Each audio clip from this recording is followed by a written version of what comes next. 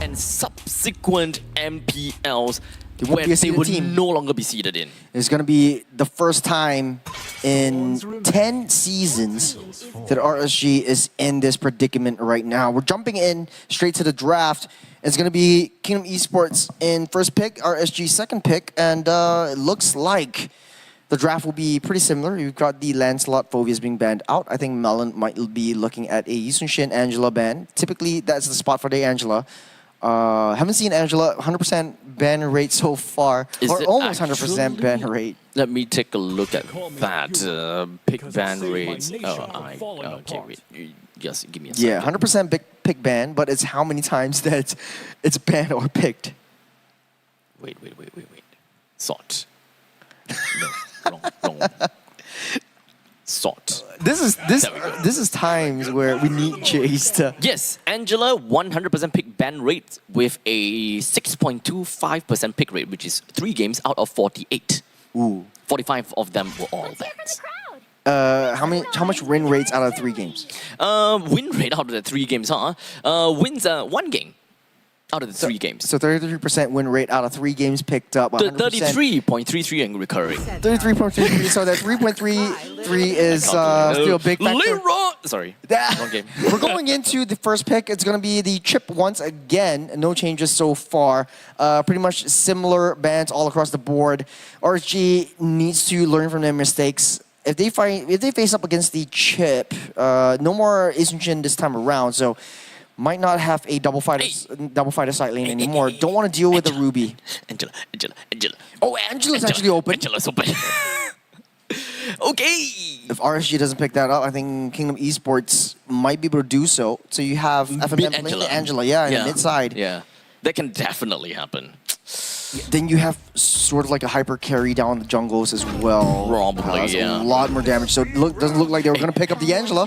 But Angela plus Angela into juicing is actually kind of scary. Angela Alice. Angela juicing is scary. Angela Alice, I actually haven't had the honor to watch that yet. Angela Alice, Angela Lapu, Angela anything at all is pretty scary in there. Angela Esmeralda is one of the classic favorites as well. They're still going to go for the Fredrin though. I didn't really like the performance of Fredrin in game 1. Yeah, maybe they are going to change their gameplay a little bit. I feel like the only issue with the Fredrin that PTBL brought is the farming potential. He could have been able to farm much more and provide a lot more value to the rest of the team. But for, Kingdom Esports, this is not what they're scared of in that sense. Yeah, perhaps they just need a hard tank, right, to open up the map for the Fredrin. Maybe that is something that PTBL is not very comfortable with, that is opening up the maps by himself, or relying on a guiding wind to run away. So the Kimi won't be picked in this game. You've already got the Eve alongside the Juicin, so that's a really double whammy with the Alice Eve onto the chip portals. So no Angela, despite the fact that Angela actually is open. Interesting turn of events. I'm actually kind of surprised, to be honest. There must be a reason why so many people have opted to ban the Angela. I think it's just Caster Curious. Once we brought out the statistics and said 100% pick ban rate, then... And then we look at the win-lose rate and just like, hey, actually it's not that big of a deal. I feel like it's kind of still a big deal. But it's whether or not RSG still wants to pick it up as a roam, because you do need, like you said, an additional person to open up that bush, and a hard setup tank would be much better. Angela mid would be would still be meta, and at least give some form of protection and enhancement to the rest of the team. I kind of want to see that Angela plus Juice in the combination. We've seen that once, and we saw and realized just how disgusting that actually is. It's a never-ending, never-dying Juicin that became the core. I'm not too sure whether RSG would actually play that out, and if whether they have a memory of that happening. If KE do have the memory of that happening, they will want to ban it. Okay, Akai's been banned out. That is the Gato. No Gatos, no Akai's. Would the Fanny be a high possibility for Yon though? This looks like a Fanny game. And then, Murphy is just gonna be super annoyed by that. So no Grok. It's perfect for any game. And he's got broken walls as well. Introducing my buddy. That's Mari. With a Claude as well. So no more possibilities of the Moskov. So we are kind of setting it up for KE. They can go for that. Lancelot is already taken away. Hayabusa could be a possible option as well. Hayabusa could. But it is going up against a Fredrin. So technically speaking, I mean, they can, but not particularly a necessity. Yeah. They are pretty tanky. A lot of options for KE. They need damage, actually, yeah. They do kind of need damage. Yi Sun-shin is taken away. Other jungle damage. They should go Joy. traditional this time. They can go Joy. Joy is fine as well. Joy's good. At least it shuts down the Claude. Uranus. Super tanky. This is very tanky. And the Wan. Okay, so Alice in jungle? Uranus jungle. Uranus jungle, and then Alice in the EXP lane. I would like to believe so, yeah. Interesting. Interesting turn of events, how the turns have tabled. KE throwing some pocket picks of their own as well. Okay, so I'm not too sure whether it's actually really going to be a Uranus jungle, but between the Uranus and the Alice, I would much prefer Uranus because his clear speed in the jungles is way, way faster than an Alice. So I would not want to see the Alice in the jungle. But regardless, the weakness about Uranus in the jungle specifically is about the upholding of the Radiant stacks. You don't have a lot of ways to actually uphold your Radiant stacks because you no longer have the ability to keep on proxying around. So you are forced to take a couple of shots from the turrets, for example. You have to always keep an eye out for your Radiant stacks at all times. And the moment that you enter a fight without your Radiant stack, I think that you are already losing out in a lot. And you have to put a lot of emphasis onto your consecration in order to get stacks faster. Well, seems like you're right. Uranus is going to be in the hands of Yon playing in the jungle. I'm not a big fan of that because there is a specific role that the jungles need to play, which is either clean up or start the engage going. And Uranus doesn't really provide any of that. Yeah, you can clear the jungle speed much earlier on. You fare up well against the Fredrin. You don't farm as fast as the assassins, but still, you are farming much faster. I think right now, second fastest jungle farming on top of tanks after the Baxia. So Baxia is number one. Yeah, Baxia is still number one. I would say that Uranus is 2, Hylos is 3. Hylos 3, correct. Yeah. Still, tested it out on my own. Not too much a big fan just because you don't really have the utility from Uranus. But hey, you know, the Just draft is all annoyance, set. We're jumping into game number 2. That's match point for Kingdom Esports. So, with that all said, let's take a look at RSG's lineup and kind of break that down a little bit, right? We have the Cho as the last pick, and I don't particularly like that because you do have the displacement and you do have the lockdown, but you don't have anyone to really make full use of it. So it become a pick-off. It is a pick-off skill that is turned into a front-to-back in some sense, right? You kick someone so that you will be able to directly target this one person. All of them just collapses onto one. It doesn't feel pick-off to me. This is just front-to-back for me. Yeah, it kind of feels like this Uranus is kind of forced a little bit. PTBL down low, Lowsy trying to push that situation. Here comes Yon as well, able to take him down super low. PTBL is already dead. Just like that, Yon manages to take first blood. This is a 4-man dive in over to the opponent's jungle, and this will severely slow down the farm rate of PTBL.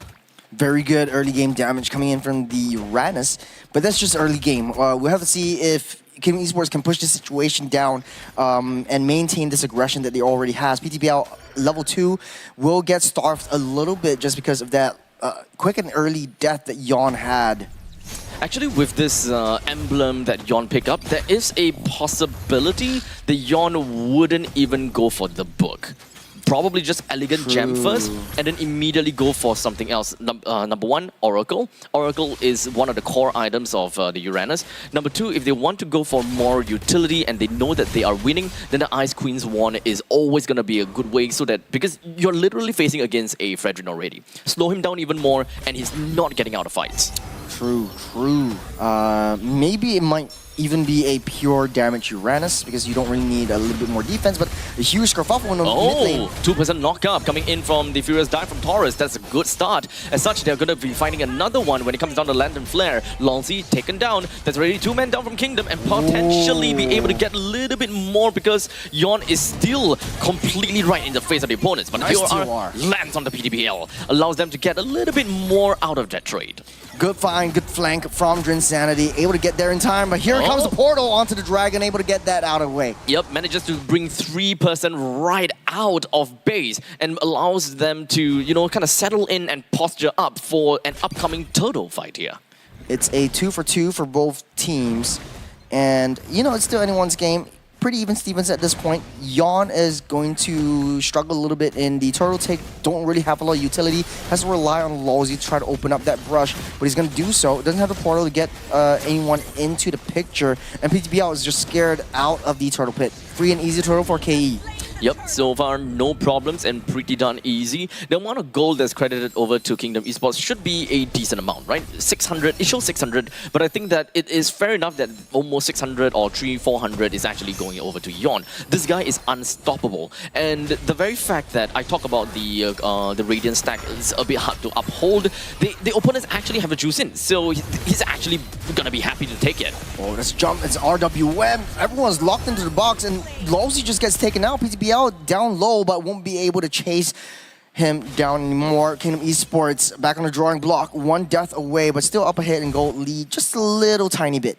2-3 RSG is getting a little bit more kills, but the farm is not particularly going to them just yet.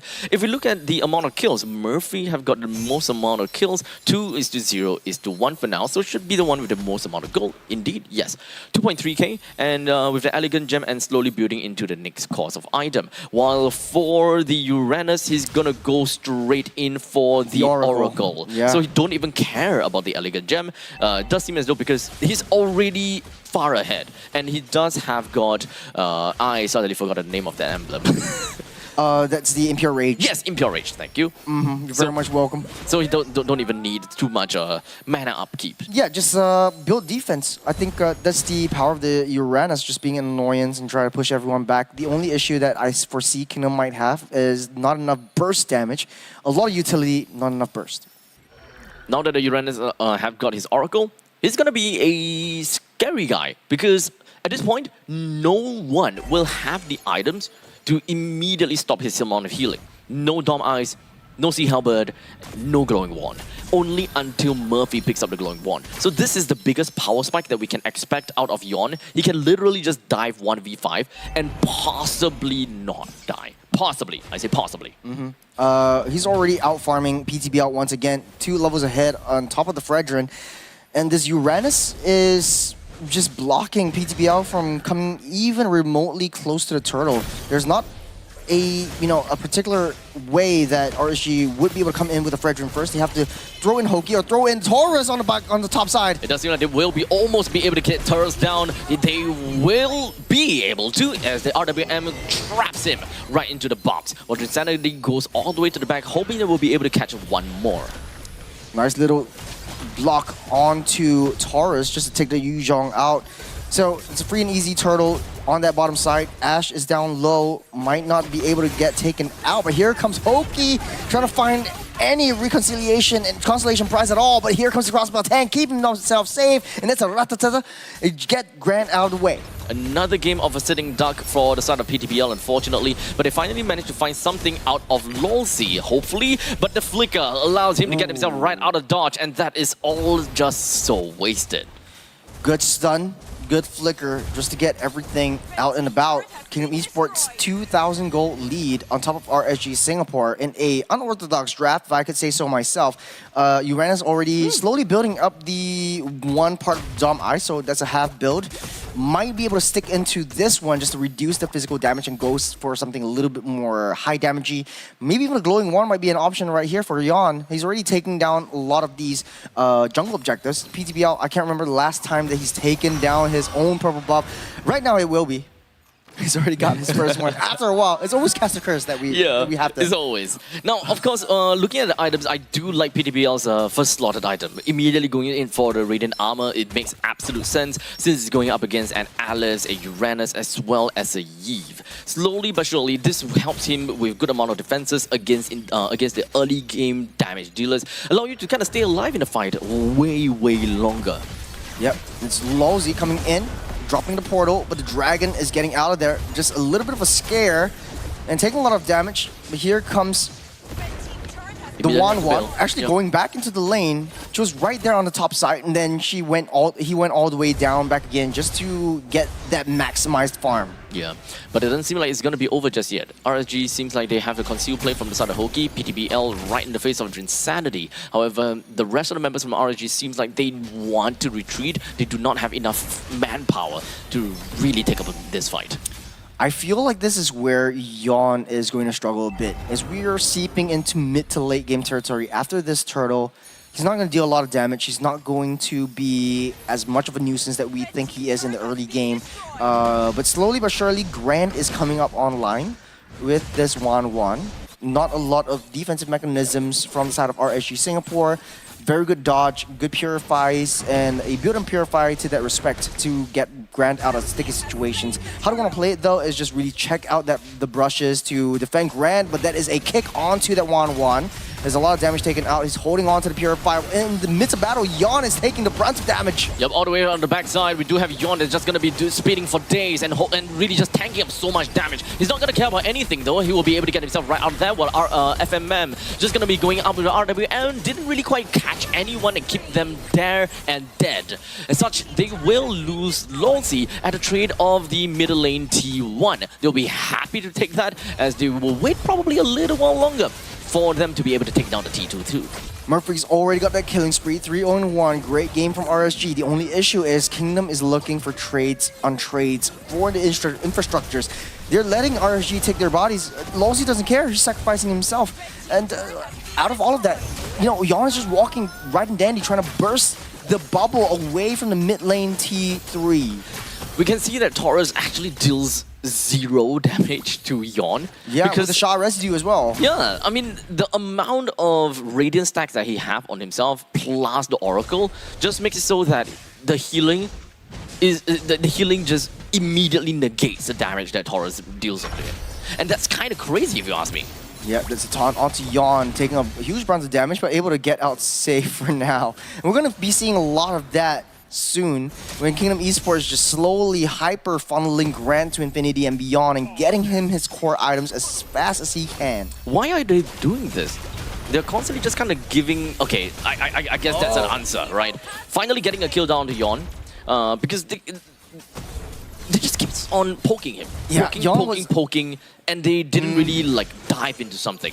If not for Hoki, I think that Yawn would just be in their face collecting Radiant stacks. Yep, here's the portal onto the Black Dragon, unable to find any reconciliation. And I think Lolzy should be able to find a better target. The win condition would be Ash. If you're able to take that Claude down, you're opening up a lot of opportunities for yourself. I think Yawn was also begging for them to start that engage, start the key resources used up. Taurus also used up the Black Dragon form, so that is a huge resource wasted for this, the first Lord of the game. I think itemizations for Grunt is almost there already. We are 10 minutes and 48 seconds into this game, preparing themselves for the first Lord. In the meantime, Lolzy has also managed to pick up the fleeting time, so a lot more shortcuts can be made and they can be a lot more hyper-aggressive. Which, speaking of hyper-aggressive, I think that they should be preparing for something right about now. Trying to split up their heads, and Kingdom Esports doesn't even need to be in the Lord Pit as long as they have Lolzy to give a little bit more information. Yawn's right there to start off the Lord Dance. RSG Singapore trying to find out more information. I think they need a kill onto Grand. That is the only win condition that RSG has. The rest of the members of Kingdom Esports doesn't have that much damage. They do have that crowd control though, and Insanity always starting things up with the TOR. They see where the Claude is. Lawsy's trying to find an angle. They're starting the engage, and they're going super deep in. They're trying to look for an opportunity to kick someone. They're trying to look for that pick-off that they so much needed. As such, they're going to be jumping themselves right onto Lawsy. The shortcut has already been made, while the rest of the members from Kingdom Esports, they're just slowly making their way in. While in the meantime, Honky manages to find a really good kick down onto FMM. Gets him down. Grunt is also the next one down. Well, in the meantime, Kingdom Esports, they are just going to be melting down in the hands of RSG. But it doesn't seem like Yon will stay alive any longer. Insanity doing what he can. 1v3, hoping that he will be able to clip onto Ash, but that doesn't seem like it will be the way. While that's more than enough for Ash to get himself right out of dodge and away from Drinsanity's AoE through the battle meter image. Great call from RSG. Waited for Ash to come into position, and Kingdom Esports can't just walk in like that anymore. Ash is coming up online, does have the damage to melt everyone down with the Blazing Duet. Lawsy is trying to push all of them in, delay that Lord information, but no, Lord's already taken down. The economy is shifting towards RSG's side, and this might be their silver lining. Slightly, right? They will have that Lord advantage working into their direction, and the good thing is the Lord is actually marching down in the middle. One of the best things that you can have is have a Lord marching in the middle so that you can apply so much pressure in the middle, get all of the T2 turrets down, because T2 turrets in the middle lane almost equals to getting the side lanes down too. That's right. You open up a lot of space for the jungles and the approach coming in. PTBL, it's having a better game and better start, trying to lock everyone down. Grant dealing a lot of damage, but not enough. They have to watch out for Ash. That is the win condition that Kingdom Esports has, and Grant can't be in a precarious position like this anymore. One wrong move, one wrong stun, one wrong taunt, and Kingdom Esports might crumble. Maybe we're looking for a small little opportunity. They know where Lawsy is, though. Yep. Lawsy's just waiting for this Claude, but Ash is quite sneaky at this point. It's just changed position. Not going to be spotted up by Murphy. Going to move out of the way as the Little Wanderer scouts him out. So unfortunately, no sneaky plays from Kingdom. They will not just spring out in the open and force a team fight. That would be fun. But let's take a look at the items, because we already have got 1-1. We have a total of 4 items. Corrosion Scythe, the Windtalker, Hearth Claws, as well as Berserker's Fury, as compared to the Claude, which have got quite a bit now. Corrosive Scythe, as well as the DHS, Golden Staff, and Wind of Nature. Very important. I think that Yon's build is going on a defensive position. His peak has, I feel, ended a little bit in a way. Ended long ago. Ended long ago because there's not a lot of Like follow-up 7 minutes in? crowd control that when Drinsanity goes in, typically you want RWM to follow up with Drinsanity's TOR, and then maybe the portal drops, Grant gets a nice position, Yon creates that space for Grant to get that weakness points off, and then use that crossbow tank to go ham on anyone. That's a full build onto Grant already, so the damage should be there. I think that the main mistake for Kingdom Esports is that, well, Yon have got the unkillable tag on his name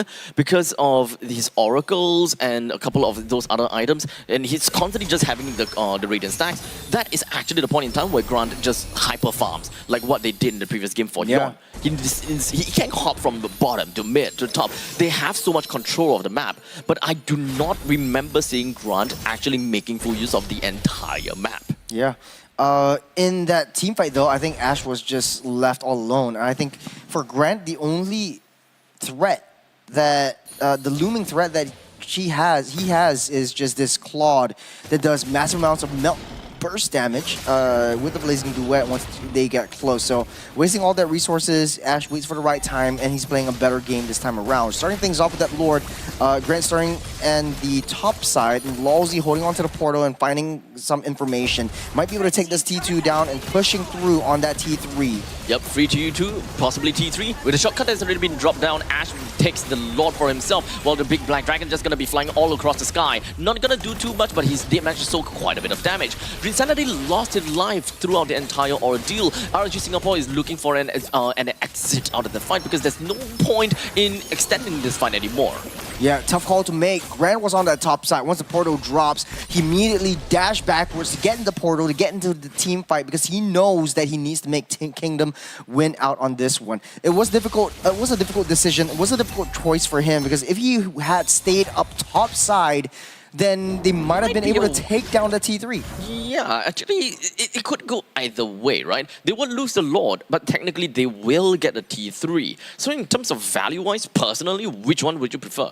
I would say take down the T3 and then wait a little bit longer to pop the portal, because once RSG Singapore knew that have to Grant was in within the position, Yep. they already immediately popped the Black Dragon form to get out of the way. And I think the target prioritization from Kingdom Esports was always onto Taurus. That is the one of the bigger threats that they have on towards FMM as well as Grant. So now on a defensive front, the Lord getting a slow march down on the top side. We do have the Lantern Flag that managed to land onto Lolzy. The rest of the members from RSG, they are all huddling up in the middle while the Lord marches up top. The RWM pops just for a quick little wave clear, while Yon is just going to be tanking and soaking up all the damage. Even Consecration is used and he's still alive, man! This guy is never going to die at this point. So the good thing is they managed to clear out that Lord and they didn't even lose the T3 up top. But they lost Grant. There's some time that Kingdom has to buy before they can initiate again. As RSG Singapore, though,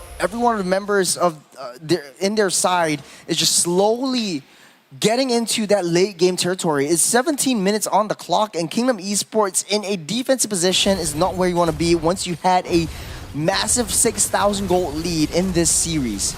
We've got maxed out items for both of the core damage dealers now. The pos one, gold marksman, laners. yeah. The marksman. It's good to play. It is going to be RWM just going to be pop pokey, go for a kick back immediately. RSG zoning out the rest of the members from Kingdom Esports, but unfortunately TOR is just a little bit too much for them to handle. But they will still be able to fight back right now. Lolzy just finding himself taunted down. He will be taken down as well. It doesn't seem like things is going to be working fine because FMM now is currently being under the beacon of that Lantern Flare, allowing PTBL to pick up that kill, wipe them out, and RSG, they will hold their ground, and they will be able to keep themselves in tournament for now. When you're fighting for dear life, you fight. It's all instincts. A great play from RSG Singapore to stay afloat. Right now, the scoreline equalized against Kingdom Esports, and it's anyone's game at this point. We didn't have to come so this far, but I feel like for Kingdom Esports, they had such a massive lead. It was a huge comeback. That's Murphy, 5-0-8. Beautiful, perfect game that the Jusin has. Over the entirety of the game, even at the start, Yon was constantly battering onto this Jusin, but he actually showed up this time around. I remember we were discussing about the mid lane trio comparison between both the teams, and for RSG, Murphy, PTBL, as well as Hoki actually creates a lot of disruptions. They lost their life from the get-go, but they kept fighting, they kept coming online. They waited for their main win condition, which is Ash, to really show up. And this is back to square one. It's like a deja vu from the regular season. Kingdom wins out the first game, RSG takes down the second game, and now the third game is anyone's game.